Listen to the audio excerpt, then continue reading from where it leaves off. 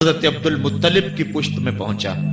اللہ تعالیٰ نے انہیں 10 بیٹے عطا فرمائے۔ انہوں نے منت مانی تھی، اے اللہ اگر تو مجھے 10 بیٹے دے اور وہ جوان ہوں، تنو مند ہوں، تو میں ایک بیٹا تیرے راستے میں قربان کروں گا۔ جب حضرت عبداللہ جو کہ حضرت عبد المطلب کے چھوٹے فرزند تھے، ان کی عمر 18 سال ہوئی تو حضرت عبد المطلب کو اپنی منت یاد آئی۔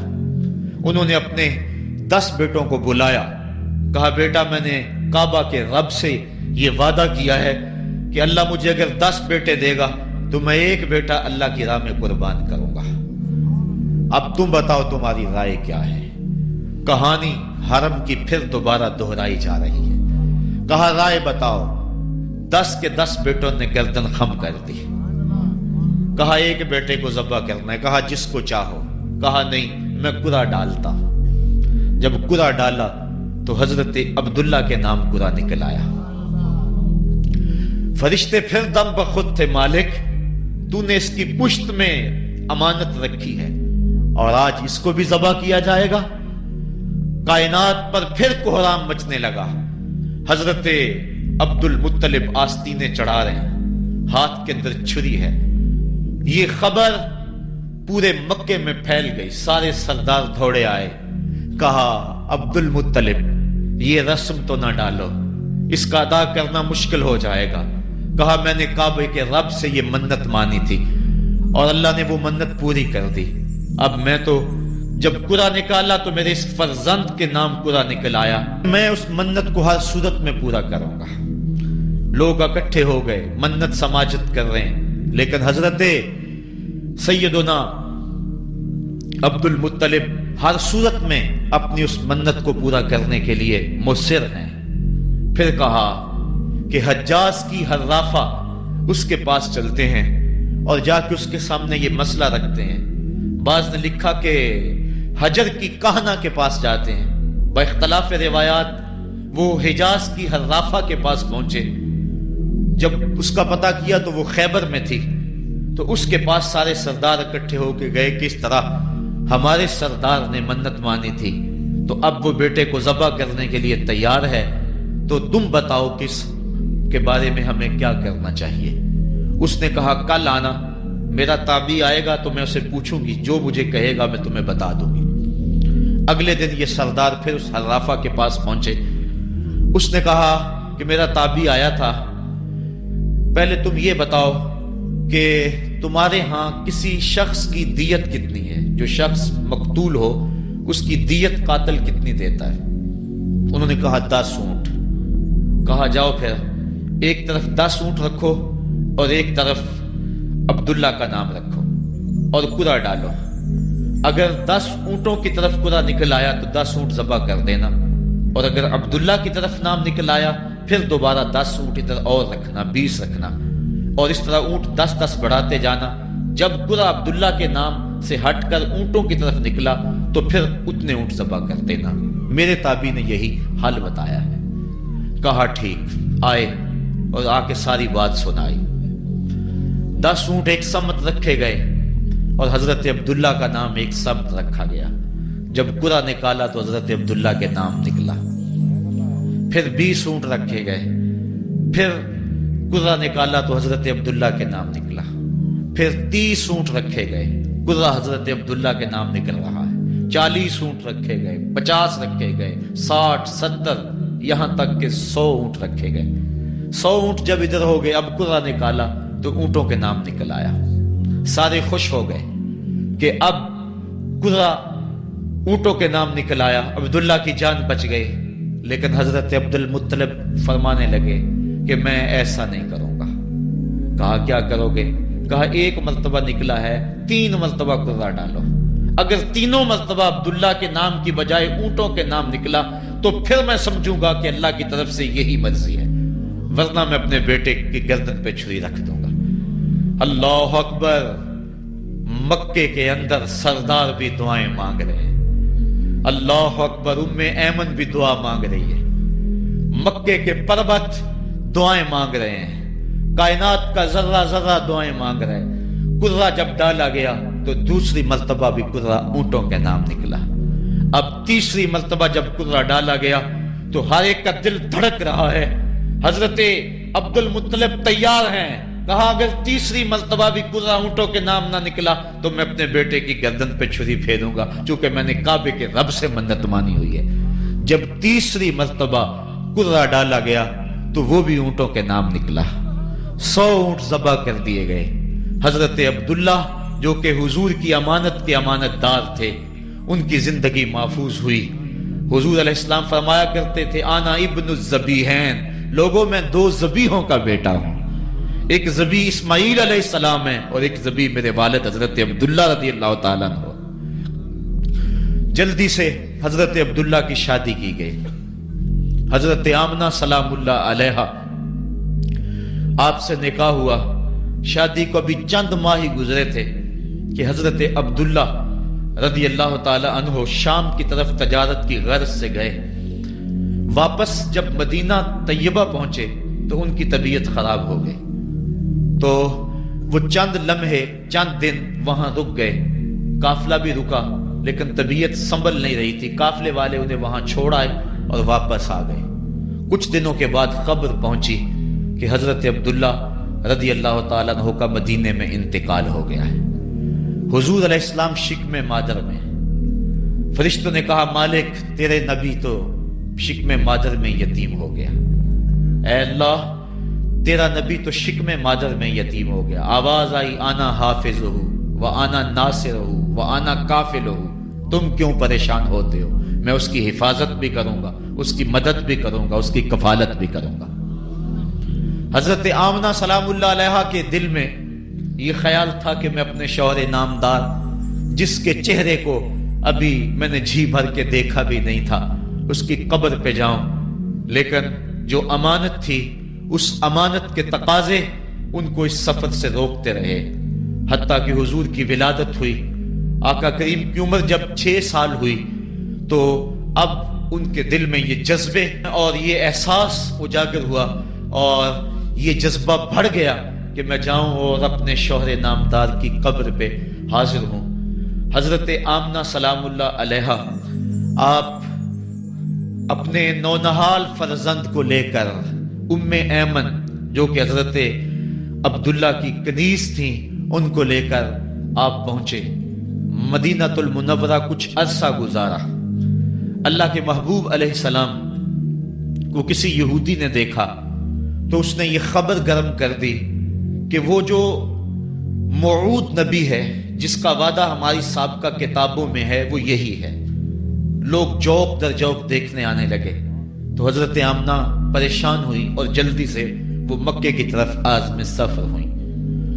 ابھی مکے سے 150 کلومیٹر کا فاصلہ باقی تھا کہ ابوا کے مقام پر حضرت آمنہ سلام اللہ علیہا کو سخت بخار ہو گیا اور حضرت آمنہ سمجھی کہ یہ میرا بخار جان لیوا ثابت ہوگا. تو انہوں نے ام ایمن کو بلایا. کہا لگتا ہے کہ یہ بخار میری موت کا باعث بنے گا. میں تمہیں وصیت کرتی ہوں کہ میرے بیٹے کو بحفاظت امیر قریش عبد المطلب تک پہنچا دینا. اور اس کے بعد حضور کو حضرت آمنہ نے بلایا، اپنے سامنے بٹھایا، سر پہ ہاتھ رکھا. حضرت آمنہ حضور سے کچھ باتیں کرنا چاہ رہی تھی. وادی ابوا کے اندر یہ منظر بڑا دلگداز تھا. حضرت آمنہ نے اب حضور کے سر پہ ہاتھ رکھا اور روتے ہوئے کہا، آنکھیں چھلکنے لگی. کہا بیٹا ہر نئی چیز نے پرانی ہو جانا ہے اور ہر باقی نے فنا ہو جانا ہے. میں بھی جا رہی ہوں وذکر باک و ولد تو تہرا، لیکن سنو میرا ذکر نہیں مٹے گا. میں تیرے جیسا پاکیزہ بیٹا چھوڑ کے جا رہی ہوں. یہ آخری لفظ تھے حضرت آمنہ سلام اللہ علیہا کے. اس کے بعد حضرت آمنہ سلام اللہ علیہا آخری ہچکی لی اور حضور سے ماں بھی جدا ہو گئی.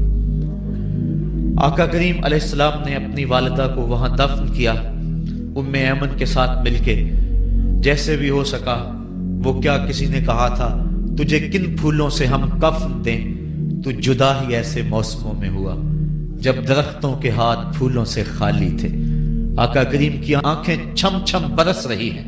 حضرت ام ایمن حضور کو اپنے ساتھ چمٹا لیا اور مکہ المکرمہ پہنچ کے حضور کے دادا کے سپرد کیا۔ 2 سال تک وہ حضور علیہ السلام کو اپنی کفالت میں انہوں نے رکھا۔ کعبۃ اللہ کے سائے میں ان کی مسند بچتی تھی اور ان کے بیٹوں میں سے اور قوم کے کسی فرد کو یہ ہمت نہیں ہوتی تھی کہ اس مسند کے اوپر بیٹھے، دور ہٹ کے بیٹھتے تھے، لیکن حضور جب آتے تو اس مسند کے اوپر چڑھ کے بیٹھ جاتے۔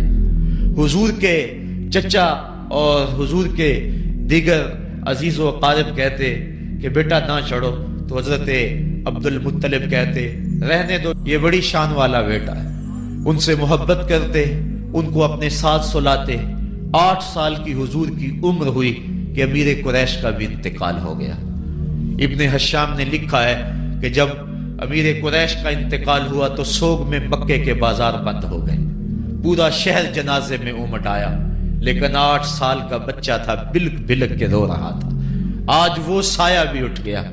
پھر چچا کی کفالت میں گئے اور انہوں نے جس انداز سے کفالت کی اور محبتوں کا ثبوت دیا وہ الفتوں کی ایک لمبی داستان ہے۔ 40 سال کی عمر ہوئی تو اللہ تعالیٰ نے حضور علیہ السلام کو نبوت کی ذمہ داریوں کے اعلان اور لوگوں تک پیغام حق کے ابلاغ کا حکم دیا۔ آقا کریم علیہ السلام جب پیغام حق لے کر میدان میں آئے تو گلی کوچوں اور بازاروں کے اندر مخالفتیں، نکتہ چینیاں، ناموافق حالات کے جکڑ اور مخالفتوں کی آندیاں چلنے لگیں۔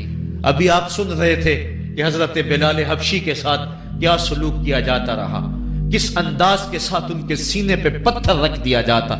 حضرت خباب بن ارد کے ساتھ کون سا سلوک کیا جاتا رہا، کون کون سے دکھ تھے جو روانہ رکھے گئے۔ حضرت زنیرہ ان کے گلے کے اندر کوڑا ڈال کر کوڑے کی رسی کو تاؤ دیے گئے، یہاں تک کہ ان کی آنکھیں باہر آ گئیں اور آنکھوں کی روشنی جاتی رہی۔ ابو جہل بولا اب بلانا اپنے محمد کو جو تیری آنکھوں کی روشنی کو واپس کرے۔ زنیرہ نے ہاتھ پھیلا لیے اور کہا عرش کے رب، میں ان آنکھوں کا نور کیا میرے بدن کے ٹکڑے ٹکڑے ہو جاتے، کبھی بھی تیرے سے زندگی نہ مانگتی، لیکن اب تیرے نبی کی عزت کا سوال ہے، میری آنکھوں کی روشنی واپس کر دے۔ روایات میں آتا ہے کہ اللہ نے حضرت زنیرہ کی آنکھوں کی روشنی واپس کر دی۔ تکلیفیں آئیں، دکھ آئے۔ مکے کے چوک کے اندر حضرت سمیہ کو نیزہ مار کر ابو جہل نے شہید کیا۔ یہ اسلام کی پہلی شہیدہ تھی جن کا خون مکے کے ریگزار کے اندر گرا۔ حضرت یاسر کو شہید کیا گیا۔ یہ حضرت عمار ابن یاسر کے والد تھے اور سمیہ حضرت عمار ابن یاسر کی والدہ ماجدہ تھی۔ حضرت عمار ابن یاسر کو تختہ سیتم پہ رکھا گیا اور انہیں کوڑوں سے ان کی تواضع کی گئی۔ آقا کریم آئے، عمار ابن یاسر دکھوں اور اذیتوں میں سے 2-4 تھے۔ آقا کریم نے سر پہ ہاتھ رکھا اور کہا صبرن آل یاسر، صبرن آل یاسر ان موعدکم الجنہ۔ کہا آل یاسر صبر کرو، آل یاسر صبر کرو، میں تمہیں جنت کا وعدہ دیتا ہوں۔ تکلیفیں آئیں، دکھ سہے۔ اس راستے کے اندر مکے کی گلیوں میں حضور کے ساتھ جو سلوک ہوا کون بھول سکتا ہے۔ کبھی کانٹے بچھ رہے ہیں، کبھی حضور کی راہوں میں گڑھے کھودے جا رہے ہیں، کبھی اوجریاں ڈالی جا رہی ہیں بدن اطہر کے اوپر۔ ابو لہب اپنے گھر کا کوڑا اٹھا کر حضور کی دہلیز پہ ڈال جاتا ہے۔ عقبہ بن ابی معیط حضور کے گلے کے اندر کپڑا ڈال کے اس کو تاؤ دیتا ہے۔ حضور فرماتے ہیں جتنے دکھ اس نے مجھے دیے کسی نے نہیں دیے۔ اذیتوں کی داستانیں رقم ہو رہی ہیں۔ آقا کریم علیہ السلام کے شفیق چچا بھی انتقال کر جاتے ہیں۔ جب گھر آتے تو اپنی زوجہ حضرت خدیجۃ الکبریٰ سے دکھڑے کہتے، وہ بھی انتقال کر جاتی ہیں۔ اس سال کا نام عام الحزن رکھا جاتا ہے، دکھوں کا سال، مصیبتوں کا سال۔ آقا کریم بہت دل برداشتہ ہوئے قوم سے، پھر سوچا چل طائف چلتا ہوں اور طائف والوں کو پیغام حق دیتا ہوں، شاید میری آواز پر وہ لبیک کہہ دیں۔ 1 مہینے کا سفر کر کے حضرت زید بن حارثہ کو ساتھ لے کر طائف پہنچے۔ ان کے 3 سردار تھے، عبد یالیل بن عمر، حبیب بن عمر اور مسعود بن عمر۔ ان کے پاس جا کر پیغام حق دیا، کہا تمہاری بھلائی کا سندیشہ لے کر بڑی دور سے چلا ہوں، میری دعوت کو قبول کر لو، دنیا میں بھی کامیابی आखिरत में भी कामरानी तुम्हारा मुकद्दर होगी। ये दावत पेश की। उन्होंने कहा कि हम तुम्हारी दावत को मुस्तरद करते हैं। एक बोला कि और कोई जमाने में बंदा नहीं था जिसको नबूवत मिलती, तुझे मिलनी थी। किसी ने कुछ कहा, ताने दिए, दिल दुखाया हुजूर का। आका करीम ने फरमाया, इस फाल तुम मा फाल तुम फक तुम अलैया, तुमने जो मुझसे कहा सो कहा, तुमने जो मेरे साथ सलूक किया वो तुम्हारी मर्जी। इतना मेरे से वादा करो कि ये बात कि मैं तुम्हारे पास आया हूं दावत दीन देने के लिए, तुम्हें पैगाम हक देने के लिए, इसको पोशीदा रखोगे, मख्फी रखोगे, ताकि मक्के वाले मेरे दुश्मन हैं। और जब उन्हें पता चला कि ताइफ गए हैं तो वो ताइफ वालों ने भी दावत कबूल नहीं की, तो वो तमस्खुर करेंगे, मुझे निशाना तदहीक बनाएंगे। लिहाजा जो कहा सो कहा, अपने अंदर इस बात को राज रखो। उन्होंने कहा कि हम क्यों राज रखते फिरें। उन्होंने इफ्शा किया, बल्कि ओबाशों के हाथों में पत्थर दिए। हजरत उम्मुल मोमिनीन सैयदा आयशा सिद्दीका रज़ी अल्लाह ताला अन्हा, महबूब कायनात, कहती हैं कि एक दिन मैंने हुजूर से पूछा कि आका उहुद के दिन से सख्त दिन भी कभी जिंदगी में आप पर आया है? फरमाया, हाँ आयशा, जब ताइफ के बाजारों में तेरी कौम ने मुझे पत्थर मारे थे तो ये दिन उहुद के दिन से भी सख्त था। हुजूर फरमाते हैं, जब मैं ताइफ से बाहर निकला तो उनके हुंडे दो रोया कितारों में खड़े थे, हाथों में पत्थर, और मैं दरमियान से गुजरने लगा तो वो मेरे पांव पे पत्थर मारते। मैं पांव उठा लेता तो दूसरे पांव पे पत्थर मारते। फिर मैं शिद्दत दर्द और एहसास कर्ब से बैठ जाता तो उनके दो गुंडे आगे बढ़ते, मुझे कंधों से पकड़ के उठाते और फिर मुझे पत्थर मारते। फरमाया, है आयशा, ये दिन उहुद के दिन से भी सख्त था जब तेरी कौम ने ताइफ के बाजारों में मुझे पत्थर मारे। आका करीम अलैहिस्सलाम उहुद के अंदर जब हुजूर के चचा शहीद हुए, वो दिन भी तारीख इस्लाम का दर्दनाक दिन है। आका के सर पे पट्टी बंधी हुई थी, आंखों में आंसू थे और बार बार पूछते थे, मा फाला अम्मी, मेरे चचा की बात सुनाओ। जब बताया गया हुजूर हजरत हमजा शहीद हो गए, तो आका करीम उनकी लाश पे गए, देखा कि उनका पेट चाक है, उनकी नाक काट दी गई है, उनकी जुबान काट दी गई है, उनका दिल निकाल लिया गया है, उनकी आंखों में नेज़े चुभोए गए हैं और उनके कान काट लिए गए हैं। आका करीम की आंखों में अश्क थे और आका करीम, मा फाला अम्मी, मेरे चचा का क्या हुआ? आका करीम अपनी जुबान पर ये लफ्ज ला रहे थे। और फिर जब हजरत सफी आई और उनके पास दो कफन के टुकड़े थे, दो कफन के कपड़े थे, जब हजरत अमीर हमजा को कफन दिया जाने लगा, कहा 7 अंसारी की लाश पड़ी हुई है, कहा इन्हें भी कफन दो। मेरा हमजा 2 कपड़ों में और इसे 1 कपड़ा भी नसीब ना हो। मुहम्मद अदल करने आया है, इंसाफ करने आया है। अब जब कपड़े फैलाए गए तो एक कपड़ा लंबा था, एक कपड़ा छोटा था। अर्ज की हुजूर, ये जो बड़ा कपड़ा है ये अमीर हमजा रज़ी अल्लाह ताला अन्हु को दे दें और छोटा अंसारी को दे दें। कहा नहीं, मैं इंसाफ करने आया हूं, कुरा डाल लो, किसके हिस्से में कौन सा कपड़ा आता है। और जब कुरा डाला गया तो छोटा कपड़ा हजरत अमीर हमजा के हिस्से में आया और बड़े कपड़े में उस अंसारी सहाबी को कफन दिया गया। अब वो कपड़ा जब हजरत अमीर हमजा का सर ढांपते थे तो पांव नंगे हो जाते, पांव ढांपते तो सर नंगा हो जाता। आका करीम फरमाया, कपड़ा सर की तरफ कर दो और अजगर घास लेकर पांव की तरफ डाल दो। अल्लाह के महबूब अलैहिस्सलाम उस दिन इतने गमज़दा थे कि जब दोबारा मदीने पहुंचे तो हुजूर को पकड़कर खच्चर से सवारी से उठाकर हुजूर को जो है वो नीचे रखा गया। सख्त तकलीफ में थे, दुखों की जिंदगी, ताइफ के बाजार, फिर मदीने के अंदर जब वो माहौल आया, खूबसूरतियां आ गई, रोशनी आ गई, आसमान से हर दम नूर उतरने लगा। वो वक्त गया जब लोग पत्थर मारते थे, अब हुक्म हो गया, खबरदार मेरे नबी की आवाज से आवाज भी ऊंची नहीं करनी। खबरदार, तुमने मेरे नबी से कोई मसला पूछना है तो पहले सदका लो, फिर फकीर ढूंढो, फिर खैरात करो, फिर मेरे नबी की चौखट पे आओ। तुम्हें पता चले कि किस चौखट पे आ रहे हैं, किस दर पे आ रहे हैं। आका करीम अलैहिस्सलाम इस माहौल के अंदर घर में खुश हैं, आंगन में खुशियां हैं, फूल खिले हुए हैं। हजरत इब्राहीम अलैहिस्सलाम हुजूर के शहजादे हुजूर की रान पे बैठे हुए हैं। हजरत इमाम हुसैन भी दौड़ते दौड़ते आए और वो भी हुजूर की एक रान पे बैठ गए। हुजूर कभी हुसैन को देखते हैं, کبھی اپنے فرزند کو دیکھتے ہیں، کبھی حسین کو دیکھتے ہیں، کبھی حسین کے ماموں کو دیکھتے ہیں۔ حضرت ابراہیم اور حضرت امام حسین رضی اللہ تعالیٰ عنہ دونوں کو دیکھ کر اللہ کے محبوب خوش ہو رہے ہیں۔ فرشتہ نے اذن مانگا، آقا کریم نے اذن دیا۔ اس نے عرض کی حضور ان دو میں سے ایک کا اختیار ہے، ایک کو ایک کے بدلے میں قربانی دینا ہوگی۔ اب قربانیوں کی وہ حرم سے جو داستان چلی تھی وہ تسلسل ٹوٹنے نہیں پا رہا ہے، وہ تسلسل جاری ہے۔ حضور نے ایک نظر حضرت ابراہیم کو دیکھا اور پھر ایک نظر حضور نے حضرت امام حسین کو دیکھا، پھر حسین کو پکڑ کے سینے سے لگایا اور کہا میں اپنے اس بیٹے پہ اپنے اس بیٹے کو قربان کر رہا ہوں۔ چند دن کے بعد حضرت ابراہیم کا انتقال ہوا۔ حضور کو جب خبر پہنچی، آقا کریم کی آنکھیں آنسو برسا رہی تھی۔ وَأَيْنَ رسول اللہ تدمعان، حضور کی آنکھوں میں آنسو جاری تھے اور حضور اپنے بیٹے کے سرہانے بیٹھے، پیشانی پہ ہاتھ رکھا، کہا بیٹا آنکھیں رو رہی ہیں، دل غم زدہ ہے، لیکن زبان سے وہی کہوں گا جس سے رب راضی ہوگا۔ لیس منا من ضرب الخدود وشق الجیوب ودعا بدعوی الجاہلیہ، جو گریبان نوچتا ہے، منہ پہ تھپڑ مارتا ہے، سینہ کو بھی کرتا ہے، کہ ہمارے ساتھ اس کا کوئی تعلق نہیں ہے۔ آنکھوں کا غم اور دل کا غم رحمان کی طرف سے ہے، ہاتھوں کا غم اور زبان کا واویلا یہ شیطان کی طرف سے ہے۔ کہا بیٹا آنکھیں رو رہی ہیں، دل غم زدہ ہے، لیکن زبان سے وہی کہوں گا جس سے رب راضی ہوگا۔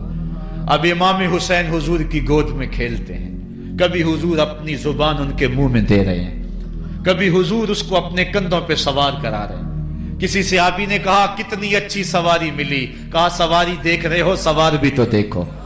کبھی سجدے میں ہیں تو حسین پشت پہ آ کے سوار ہو جاتے ہیں، آقا سجدے کو طول دے رہے ہیں۔ حضرت اسامہ بن زید رضی اللہ تعالیٰ عنہ فرماتے ہیں رات کافی بیت چکی تھی، میں حضور کے در پہ گیا۔ صحابہ حضور کے در پہ چوکھٹ پہ دستک نہیں دیا کرتے تھے، حضور کی چوکھٹ پہ لگ کے بیٹھ جاتے، آقا کریم اپنی مرضی سے آتے، صحابہ دکھڑا کہہ لیتے، کہانی کہہ لیتے، جو پوچھنا تھا پوچھ لیتے۔ لیکن اگر کبھی حالت ناگزیر ہوتی، کبھی ایمرجنسی حالات بنتے، تو صحابہ اپنی انگلیوں کے پوروں کے ساتھ حضور کے دروازے پہ دستک دیتے۔ کانت تکرہ ابواب النبی بالاظافر، اللہ اکبر۔ حضور تشریف لائے، حضور سے حاجت کہی۔ یہ 14ویں صدی کی مصیبت ہے کہ نبی سے مانگنا نہیں چاہیے، اگر نبی سے نہیں مانگنا تو کس سے مانگے؟ اور کون سی چوکھٹ ہے جس در پہ جھولی پھیلائیں؟ کون سا دوارہ ہے جہاں کشکول پھیلا کے کہیں کہ ہماری جھولی بھر دی جائے؟ اور جتنے بھی سہارے ہیں سبک کرتے ہیں، عزت نفس بڑھاتا ہے سہارا تیرا، ہر آسرا ذلیل کرتا ہے، نبی کا آسرا بندے کو سر بلند کرتا ہے۔ حضرت اسامہ بن زید کہتے ہیں میری حاجت پوری ہو گئی، لیکن میں نے کیا ماجرا دیکھا۔ جب حضور گفتگو کر رہے ہیں، دوران گفتگو اللہ کے محبوب کمبل اوڑھ کے یوں ہی آ گئے تھے، حضور کے دائیں بائیں سے حرکت کا احساس ہوتا ہے جس طرح اندر کوئی چیز ہے۔ میری حاجت پوری ہوئی تو مجھ سے نہ رہا گیا، میں نے پوچھ لیا، میں نے کہا بندہ نواز یہ کیا ماجرا؟ آپ کمبل اوڑھا ہوا ہے اور اندر سے کسی کی حرکت کا احساس ہے۔ فکشفہ، حضور نے کمبل کو کھول دیا۔ فائز الحسن والحسین علی وارکیہ، تو ایک پہلو سے امام حسن لپٹے ہوئے تھے، ایک سے امام حسین لپٹے ہوئے تھے۔ کہا یہ میرے بیٹے ہیں، یہ میری بیٹی کے بیٹے ہیں، اے اللہ میں ان سے پیار کرتا ہوں، تو بھی ان سے پیار کر، اور جو ان سے پیار کرے میرے مالک تو اس سے بھی پیار کر۔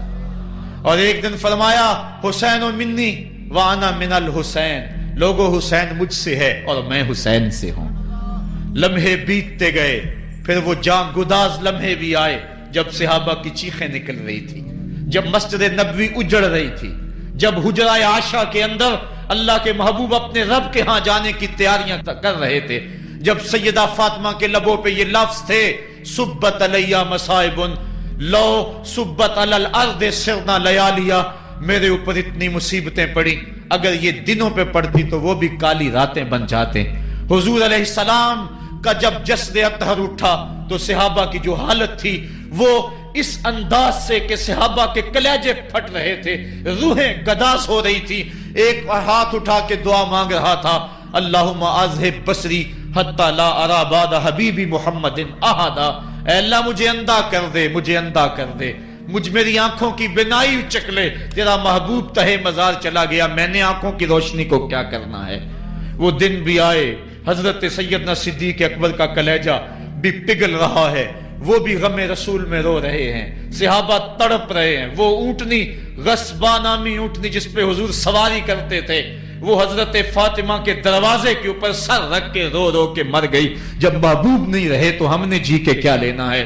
کائنات اجڑ گئی، جہان میں جو ہے وہ ہر سمت اندھیرا ہی اندھیرا چھا گیا، لیکن روشنی کے ٹمٹماتے ہوئے چراغ آج بھی روشن ہیں، جن کو دیکھ کر مصطفیٰ یاد آتے ہیں۔ لوگ ان شہزادوں کو دیکھ لیتے ہیں اور حضور کی یاد کو تازہ کر لیتے ہیں۔ وقت گزرتا گیا، پھر وہ لمحے بھی آئے کہ جب حضرت امام حسن کو زہر دیا گیا اور آپ کا کلیجہ کٹ کٹ کے کئی سو حصوں میں باہر آیا۔ آپ سے آخری لمحے حضرت امام حسین نے پوچھا کہ میرے بھائی کوئی وصیت؟ کہا بیٹا کوفے والوں سے بچ کے رہنا، ان کے دغے سے بچ کے رہنا۔ لمحے بیت گئے، 60 ہجری کو یزید تخت نشین ہوا، تخت نشین ہو گیا تھا، لیکن اس نے یہ چاہا کہ حضرت امام حسین رضی اللہ تعالی عنہ میرے لیے بیعت کر لیں، اور اس نے مدینے کے گورنر ولید بن عقبہ کو خط لکھا، اور خط کا مضمون یہ تھا کہ امام حسین کو بلاؤ اور میرے لیے بیعت لو، اور اگر وہ بیعت نہیں دیتے تو اس خط کے جواب کے ساتھ ان کا سر بھیج دو۔ ولید بن عتبہ محب اہل بیت تھا، اس نے رات کی کافی تاریکی کے اندر حضرت امام حسین رضی اللہ تعالیٰ عنہ کو پیغام بھیجا۔ حضرت امام حسین نے حضرت عبداللہ ابن زبیر سے مشورہ کیا، انہوں نے کہا اس وقت گورنر کا بلانا خیر نہیں، صبح جائیں گے۔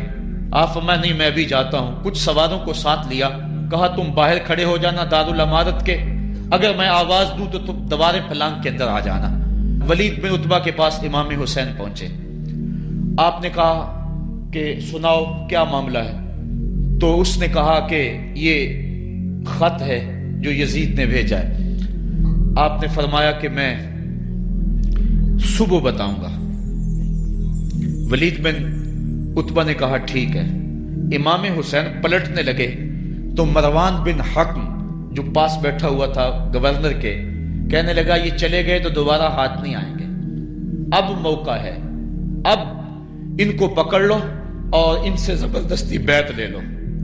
یہ بات حضرت امام حسین کے کانوں میں پڑی، آپ پلٹے، نیام سے تلوار نکالی، حیدری کچھار سے محمدی شیر نکل آیا، اور حضرت امام حسین رضی اللہ تعالیٰ عنہ نے اس وقت جو جملے کہے، تاریخ کے اوراق کے اندر وہ جملے محفوظ ہیں۔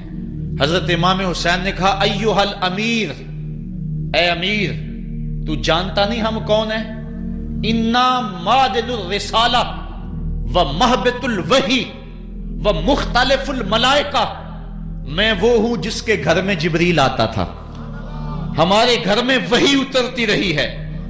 وَيَزِيدُ بْنُ الْمُعَاوِيَةِ رَجُلٌ فَاسِقٌ فَاجِرٌ قَاتِلُ النَّفْسِ مُعْلِنٌ بِالْفِسْقِ شَارِبُ الْخَمْرِ وَمِثْلُنَا لَا يُبَايِعُ، کہا اور یزید شرابی ہے، یزید مسلمانوں کا قاتل ہے، یزید فاسق مولن ہے، اے امیر میرے جیسا شخص چھپ کر بیعت نہیں کر سکتا۔ اللہ اکبر۔ حضرت امام حسین نے جب یہ بات کہی، جو باہر لوگ کھڑے تھے وہ بھی چاقو چوبند ہو گئے۔ اس نے کہا حضور آپ جائیے۔ مروان مشورے دیتا رہا، لیکن حضرت امام حسین کو گورنر مدینہ نے کہا کہ آپ جائیے۔ حضرت امام حسین رضی اللہ تعالیٰ عنہ واپس پلٹے۔ حضرت امام حسین کی ہمشیرہ سیدہ زینب انتظار کر رہی تھی بھائی کا۔ پوچھا کیا ماجرا ہے؟ کہا حالات بگڑ گئے، اب ہمارا مدینے میں رہنا محال ہے، صبح سحری سے قبل شہر مدینہ چھوڑ دیں۔ اللہ اکبر، ورنہ ہمارے خون سے نبی کا حرم لالا زار بنے گا۔ حضرت امام حمام رضی اللہ تعالیٰ عنہ نے اہل بیت کی مشاورت سے یہ فیصلہ کر لیا۔ کجاوے کسے جانے لگے، سامان تیار ہو گیا۔ حضرت محمد بن حنفیہ کو کہا کہ تم یہاں رہو اور تم خبر پہنچانا کہ پیچھے کیا ماجرے ہوتے ہیں، اور مکے کی طرف میں سفر کر رہا ہوں۔ کہانی لمبی ہو رہی ہے اور وقت کے دامن میں اتنی گنجائش نہیں ہے کہ پھر کس طرح شہر مدینہ چھوڑا ہوگا. حاجی جاتے ہیں 8 دن اور 8 دن کے بعد مدینہ چھوڑتے ہیں. ان سے کوئی پوچھو کہ مدینہ چھوڑنا کتنا مشکل ہے. وہ کیا کسی حاجی کو لوگ مبارک دے رہے تھے؟ اس نے کہا تھا مبارک دے رہے ہو دوستو حج و زیارت کی، میرا غم بھی تو دیکھو، میں مدینہ چھوڑ آیا ہوں. جو 8 دن مدینہ رہتا ہے اس سے مدینہ چھوڑا نہیں جاتا جس کی ولادت مدینے میں ہوئی. جو کھیلتا تھا تو مدینے کی گلیوں میں، جس کے گھر کا دروازہ مسجد نبوی میں کھلتا تھا، اس حسین کو مدینہ چھوڑنا قیامت ہوگی. شہر مدینہ چھوڑا. حضرت امام حسین رضی اللہ تعالیٰ عنہ مکہ المکرمہ پہنچے. وہاں رمضان گزرا، حالات وہاں بھی بگڑتے گئے. مسلسل خط آتے رہے کوفے سے. کہانی طویل ہے. 8 ذو الحج کو حضرت امام حسین رضی اللہ تعالیٰ عنہ کوفے کی طرف عازم سفر ہوئے. حضرت عبداللہ ابن عمر، عبداللہ ابن عباس رضی اللہ تعالیٰ عنہما اور دیگر صحابی ہاتھ جوڑ کے کھڑے ہو گئے. بلکہ حضرت عبداللہ ابن عباس نے تو یہاں تک کہہ دیا کہ میں دیکھ رہا ہوں کہ وہاں تمہیں شہید کیا جائے گا، آپ اگر ضرور جاتے ہیں تو ان بچوں کو چھوڑ دیں. حضرت امام حسین فرماتے میرے غم گسارو، میرے پیارو، مجھ کو نہ روکو، مجھ کو جانے دو، مجھے نانے کے دین کی ڈوبتی کشتی بچانے دو. میں جاتا ہوں کہ دنیا پر وفا کا نام رہ جائے، میں رہوں نہ رہوں پر عظمت اسلام رہ جائے. میں نہیں جاتا تو نبی کے گھر کی آن جاتی ہے. لوگوں تمہارا دین جاتا ہے، میری غیرت ایمان جاتی ہے. کہا مجھے جانا ہوگا. 8 ذو الحج کو لوگ کعبہ کی طرف آ رہے ہیں اور کعبہ دلہن کی طرح سنورا ہوا ہے. طواف کرنے والوں کا جھرمٹ ہے. حاجی حج کرنے آ رہے ہیں، لیکن حضرت امام حمام کسی اور حج کی تیاری کر رہے ہیں. کسی نے کہا حج تو کر جائیں، اتنی مرتبہ مدینے سے پیدل چل کے آئے اور آج تو مکہ المکرمہ میں موجود ہیں. کہا پیچھے ہٹو، جو حج میں کرنے جا رہا ہوں وہ نوکھا ہوگا، وہ نرالا ہوگا. تم بھی طواف کرو گے، میں بھی طواف کروں گا. تم طواف کعبۃ اللہ کا کرو گے اور میں خیموں کا طواف کروں گا. ایک حج تمہارا ہے، ایک حج میرا ہے. تم بوسے لوگے کس کے؟ حجر اسود کے. میں اپنے فرزند کا منہ چوموں گا. لوگوں ایک طواف تمہارا ہوگا، ایک طواف میرا ہوگا. تم آب زمزم پیو گے، میں پیاسا رہوں گا. اور تم کبھی صفا پہ کبھی مروہ پہ دوڑو گے، میں کبھی علی اکبر کی لاش اٹھانے جاؤں گا، کبھی میں قاسم کی لاش اٹھانے جاؤں گا، کبھی اون محمد کے تڑپتے ہوئے لاشوں کو اٹھانے جاؤں گا. لوگوں ایک حج تمہارا بھی ہے، ایک حج میرا بھی ہے. جب تم حج کر لو گے تمہاری سائی مکمل ہو جائے گی تو تم سر مڈا کے حرام کھول دو گے، اور جب میری سائی مکمل ہو جائے گی تو میں سر کٹا کے حرام کھول دوں گا. تم سفید حرام پہنو گے، میں سرخ حرام پہنوں گا. اور وہ حج قیامت تک کے آنے والے حجوں کی آبرو ہوگا. حسین اگر نہ شہید ہوتا تو آج گھر گھر یزید ہوتا. اسلام کی عظمت عیاں نہ ہوتی، خدا کے گھر میں اذان نہ ہوتی. بار الہا نوحہ سناتا پھرتا، تا روز جزا اشک بہاتا پھرتا. امداد نہ کرتے اگر کربلا میں حسین، اسلام تیرا ٹھوکریں کھاتا پھرتا. کربلا کی تپتی ہوئی ریگزار میں حضرت امام حسین نے جبر و ظلم کے خلاف جس قوت سے کھڑے ہو کر عظیمت کی داستان رقم کی. 10 محرم کا دن تھا، جمعے کا یوم سعید تھا. بھیچ کربلا کے میدان میں دوپہر کے وقت جب نبی کا خاندان اجڑ رہا تھا، ایک ایک کلی اس چمن کی کٹ رہی تھی. 72 افراد 22,000 کے لشکر جرار کے مقابلے میں کھڑے تھے. وہ یزید جس نے اس کے علاوہ بھی بڑے جرم کیے، جس نے جو ہے وہ 1700 صحابہ کو مکہ المکرمہ میں شہید کیا، جس نے 700 حفاظ کرام کو شہید کیا، جس نے حضرت ابو سعید خضری کی داڑھی نوچ لی، جس نے مدینے کے اندر مسجد نبوی کے اندر گھوڑے باندھے، جس نے جو ہے وہ 3 دن تک مسجد نبوی کے اندر اذان نہ ہونے دی، وہ یزید آج کربلا کے تپتے ہوئے ریگزار کے اندر آل رسول کے ساتھ ظلم کی وہ داستان رقم کر رہا تھا کہ قیامت تک آنسو سسکیاں نہیں تھمنے پائیں گی. یزید مر گیا اس کا نام مٹ گیا، اس کا تشخص مٹ گیا، لیکن حسین کا نام آج بھی زندہ ہے، اس کا پیغام آج بھی زندہ ہے۔ یہ ہزاروں کا مجمع، یہ امٹتے ہوئے محبتوں کے جذبات، یہ آنکھوں کا آنسوؤں کا خراج دینا، کیا یہ حسین ابن علی کی زندگی کی دلیل نہیں ہے؟ کون ہے جو یزید کا نام لیتا ہو؟ آج اگر کوئی یزید کا نام لیتا بھی ہے تو سر جھکا کے لیتا ہے۔ میں کہتا ہوں کیسا تمہارا لیڈر ہے جس کا نام لینے سے قبل شرمندہ ہوتے ہو، جس کا نام لیتے ہوئے شرمندہ ہوتے ہو، جس کا نام لینے کے بعد پسینہ پسینہ ہوتے ہو۔ تم اپنے قائد اور لیڈر کا نام لیتے جھجکتے ہو، گردن جھکا کے دائیں بائیں دیکھ کے نام لیتے ہو، اور جب ہم نام اپنے آقا کا لیتے ہیں سر اٹھا کے لیتے ہیں۔ اے حسین ابن علی تم پر سلام۔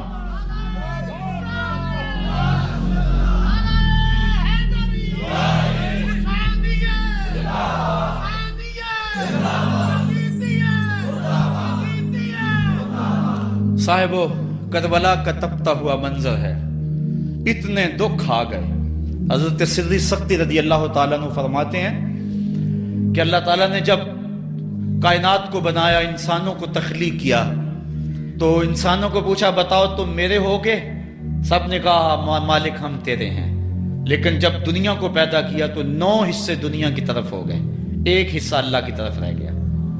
پھر جب عقبہ کو پیدا کیا جو 10واں حصہ تھا، اس میں 9 حصے پھر آخرت کی طرف ہو گئے، جنت دوزخ کے لالچ میں ہو گئے، اور 1 حصہ صرف کہنے لگا نہ ہم جنت کو دیکھتے ہیں نہ دوزخ کو دیکھتے ہیں، مالک ہم تو تجھے دیکھتے ہیں۔ پھر جب اللہ تعالیٰ نے بلاؤں کو پیدا کیا، آزمائش اور امتحانوں کو پیدا کیا، تو 10ویں حصے کے اس 10ویں حصے میں پھر 9 حصے جو ہے وہ ہٹ گئے۔ 1 حصہ ایسا تھا جس نے گردن جھکا کے کہا زمین و آسمان کی بلائیں بنا کے ہمارے گلے کا توق بنا دے، تیرے راستے سے نہیں ہٹیں گے۔ کربلا کے تپتے ہوئے ریگزار میں وہ منظر رقم ہونے والا ہے۔ ایک قربانی منا میں ہوئی تھی، غریب و سادہ اور رنگی ہے داستان حرم، نہایت اس کی حسین اور ابتدا ہے اسماعیل۔ وہاں دمبا آ گیا، آگے 100 اونٹ آ گئے، اور آج اللہ اکبر، حضرت امام حسین کربلا کے تپتے ہوئے ریگزار میں 22,000 کے لشکر کے سامنے کھڑے ہیں۔ کہا لوگو میرا حق پہچانو، میرے خون سے اپنے ہاتھ نہ رنگو، مجھے پہچانتے ہو کہ میں کون ہوں؟ کہا لوگو جلدی نہ کرو، میرے حق کو پہچانو۔ اس وقت روئے زمین پر کسی نبی کی بیٹی کا بیٹا موجود نہیں ہے، لوگو میرے راستے سے ہٹ جاؤ اور میرے خون سے اپنے آپ کو ابدی بدبختیوں کا شکار نہ کرنا۔ بلکہ آپ نے نام لے لے کے فرمایا کہ اے زید بن حارث، اے ابن دبی، اے ابن جبیر، اے فلاں فلاں، نام لے کر کہا تم نے خود ہی خط لکھے تھے؟ انہوں نے کہا ہم خط نہیں لکھے۔ آپ نے وہ چمڑے کا تھیلا تھا اس کو الٹ دیا، کہا یہ تمہارے خط ہیں اور آج تم مکر گئے ہو۔ انہوں نے کہا کہ سیدھی بات ہے، یا تو بیعت کرو اور یا پھر مرنے کے لیے تیار ہو جاؤ۔ حضرت امام حسین نے کہا کیسی بات کرتے ہو، اگر میں نے بیعت کرنی ہوتی تو مدینہ کیوں چھوڑتا، اس جائے پناہ کو کیوں چھوڑتا؟ دولت کی تجوریاں کھول دی گئیں، پیشکشیں کی گئیں۔ حضرت امام حسین فرمایا یہ کبھی نہیں ہو سکتا، جس سے صرف حق ہی قبول ہو، یہی جس کا اصل اصول ہو، جو نہ بک سکے جو نہ جھک سکے، اسے کربلائیں ہی راز ہیں۔ پھر جبر کی آندھی چلی، ایک ایک کر کے جانثار راہ خدا میں قربان ہوتا گیا۔ پھر خاندان نبوت کی باری آئی، حضرت علی اکبر، حضرت امام حسین کے جوان سال بیٹے راہ خدا میں جان پیش کرتے ہیں، بھتیجے قاسم رضی اللہ تعالیٰ عنہ جان قربان کرتے ہیں، حضرت عباس کے قلم ہوتے ہیں بازو، جو خود جا سکتے تھے وہ خود قربانی پیش کرتے ہیں۔ اور صاحبو اب یارہ نہیں، جو خود جا نہیں سکتے تھے آپ خود ہاتھوں پہ اٹھا کے فرات کے کنارے پہ لے جاتے ہیں۔ کہا جو آ سکتے تھے وہ تو قدموں پہ چل کے آ گئے، اور جو قدموں پہ نہیں چل سکتے تھے میں انہیں اٹھا کے لے آیا ہوں۔ پھر ایک 2 شاخہ تیر ہلکے اصغر میں پیوست ہوتا ہے، خون چلو میں دے کر آسمان کی طرف اچھالتے ہیں، اور پھر اللہ کی بارگاہ میں عرض کرتے ہیں ربنا تقبل منا ھذا القربان، میرے مالک حسین کی یہ قربانی بھی قبول فرما لے۔ یہ کام آسان نہیں ہے، जिगर पारा हाथों में तड़प के ठंडा हो जाए और फिर भी सब्र का मुजाहरा किया जाए और अल्लाह की रिजा पे राजी हो जाए। अब हजरत इमाम हुसैन रजी अल्लाह ताला अन्हु तन्हा रह गए, एक एक को रुखसत कर रहे थे शहादत का दूल्हा बनाकर, लेकिन अब इमाम हुसैन को रुखसत करने वाला कोई मौजूद नहीं है। आप घोड़े पे सवार हुए, मैदान करबला की तरफ फेर लगाई। खेमे के अंदर जो खवातीन थी वो जानती थी जो इस रास्ते गया फिर पलट के नहीं आया, उसकी लाश हजरत इमाम अपने कंधों पे उठा के लाए हैं। अब इस हुसैन इब्ने अली की लाश कौन उठाएगा? कहा सबने के हुसैन ना चाहिए, कहा मैं नाने के दीन के लिए जा रहा हूं। मैदान अमल में गए, तेगे बरा चमकी, लोगों के सर काट रही है, आवाज आ रही है ये कौन जी वकार है, बला का शाह सवार है, लिबास है फटा हुआ, गुबार से अटा हुआ, लख्त लख्त कटा हुआ, फिर भी है डटा हुआ, तमाम जिसमें नाजनी छिदा हुआ कटा हुआ, फिर भी है डटा हुआ, ये नबी का नूरे ऐन है, ये बिल यकीन हुसैन है। हुसैन इब्ने अली ने करबला के तपते हुए रेगजार के अंदर वो अजीमत की दास्तान रकम की और फिर बोछार तीरों की, एक तन्हा सैयद ज़ादा और हजारों तीर चारों समत से उनके ऊपर बरसने लगे। किसी ने नेजा मारा, किसी ने तीर मारा। जब हजरत इमाम हुसैन घोड़े की जीन से नीचे उतरे तो उस वक्त आपके बदन पर 33 जख्म तलवारों के थे, 34 नेजे के अनिया आपके जिस्म के अंदर खुबी हुई थी। और मुहतात रिवायात के मुताबिक जब बाद में आपका पैराहन उतारा गया तो उसके अंदर 113 सुराख तीरों के निकले और वो तीर जिस्म में पैवस्त थे। और जब घोड़े की जीन से फर्शे जमीन पर गिरे, लगा जिस तरह रेहल से कुरान गिर गया हो। हजरत इमाम हुसैन रज़ी अल्लाह ताला अन्हो जब घोड़े की जीन से फर्शे जमीन पर गिरे तो वो जो तीर जिस्म में खुबे थे वो और पैवस्त हो गए, खूने मुश्कबू रेत के जर्रों पे बहने लगा। गोया इस्लाम का दिल धरती के ऊपर है, कायनात राशे में आ गई, करबला की धरती का कलेजा कांप रहा है। हजरत उम्मे सलमा को हुजूर ने करबला की मट्टी दी, कहा जब ये खून बन जाए तो समझ लेना कि मेरा हुसैन शहीद कर दिया गया है। वो मदीने के अंदर ख्वाब देखती हैं कि आका करीम अलैहिस्सलाम दाढ़ी मुबारक के अंदर गर्द मुबारक पड़ी हुई है और बाल उलझे हुए हैं, घबरा के उठ खड़ी हुई कि क्या माजरा है। और जल्दी से उस शीशी को देखा तो वो शीशी का जो मिट्टी रखी हुई थी वो खून बन गया था। और आपने कहा अहले मदीना सुन लो, हजरत इमाम शहीद कर दिए गए हैं। इधर इमाम हुसैन खून और खाक के अंदर तड़प रहे हैं और आपके जिस्म नाजुक पर बर्छियों, तेगों और तलवारों के साथ जो है वो लोग वार कर रहे हैं। सनान बिन अंस नखी आगे बढ़ा लेकिन सर काटने की हिम्मत ना पड़ी, उसने नेजा मारा और आपके गले के करीब वो नेजा पार कर गया और खून का फवारा फूटा। जरा बिन शुरैक ने आपकी पेशानी पे नेजा मारा, आप घबरा के गिरे, उठे और फिर गिर गए और फिर आपने अपनी पेशानी सजदे में रख दी। अपना खून जो था वो चेहरे पे मल लिया। हुसैन ने सुर्ख रंग के खून का जो खजाब था वो अपने दाढ़ी पे लगा लिया कि कल मैं अपने नाना को ये रंगत भी दिखाऊंगा। हरम की वो दास्तां जो मना से शुरू हुई थी आज उसकी तकमील हो रही है। वो गरीब और सादा और रंगीन दास्तां हजरत इमाम हुसैन रकम कर रहे हैं। खून से दाढ़ी रंग गई और आपके माथे के ऊपर ज़रा बिन शुरैक ने वो जो नेजा मारा था उससे आप संभल न सके, उठ के फिर नीचे गिरे, पेशानी को सजदे में रखा और सजदे में रख के अल्लाह की वारगाह में आखिरी लफ्ज जो मेरे इमाम की जुबान से निकले दिलों की तख्तियों पे नोट कर लो और देखो। अल्लाह ताला के बंदे हजरत खलील ने दुआ मांगी थी, ऐ मेरे मालिक, ऐ मेरे मालिक, मैं इस जगह पे अपनी ज़ुर्रियत औलाद को छोड़ के आबाद करके जा रहा हूं और दुआ करता हूं कि वो नमाज को कायम रखें। आज उस दुआ की तकमील का मंजर लोगों के सामने है कि 113 तीर जिस्म में खुबे, 34 तलवारों के घाव, और वो भी रावी कहते हैं कि एक एक घाव में कितनी कितनी तलवारों के जख्म थे और नेजे की अनिया जिस्म में खुबी हुई थी। आपके कलेजे के अंदर नेजे की अनी को तोड़ दिया गया था। इस मौके पे हजरत इमाम हुसैन रज़ी अल्लाह ताला अन्हु ने अपने आप को संभाल के पेशानी को रेत के ऊपर रखा और अल्लाह की बारगाह में आखिरी लफ्ज हजरत इमाम हुसैन के लबों पे जो मचले खून निकल रहा था اور خولي بن یزید آگے بڑھ کے سر انور کو جدا کرنے کی تیاریاں کر رہا تھا. سنان بن انس آگے بڑھا لیکن کپ کپا کے پیچھے ہو گیا. خولي بن یزید آگے بڑھا, وہ بھی پیچھے ہو گیا. پھر شمر آیا اور شمر آپ کے جسم نازک کے اوپر بیٹھ گیا. حضرت امام حسین نے جب دیکھا تو اس کے بدن کے اوپر برس کے پھل پیری کے نشان تھے. تو حضرت امام حسین کی زبان سے نکلا, صدق اللہ و صدق رسول اللہ, میرے آقا میرے اللہ نے سچ کہا. اس نے کہا کیا سچ کہا؟ کہا ایک دن میں حضور کی خدمت میں حاضر تھا تو حضور نے فرمایا تھا میں دیکھ رہا ہوں ایک چتکبرا کتا میری اولاد کے خون میں منہ مار رہا ہے. آج میں دیکھ رہا ہوں کہ مصطفیٰ کریم کا وہ فرمان جو ہے وہ پورا ہو رہا ہے. وہ غصے میں آیا. امام جلدی اپنی پیشانی سجدے میں رکھی اور اللہ کی بارگاہ میں امام کے آخری لفظ تھے, اللہم رضن بقضائک و صبرن علی بلا